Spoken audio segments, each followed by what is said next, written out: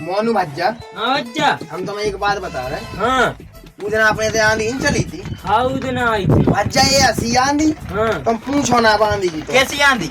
अरे बहुत गजब आंधी चली भज्जा, अरे कैसी चली? धुआंधार आंधी। लोगाइन के तो आदर के तो पीढ़ी को उड़ गए सही में। बिल्कुल। ये कौन बच्चे उठाए रहेंगे तो उड़ गए, कई आदमी के मेकड़ उड़ गए, पेंट उड़ गए।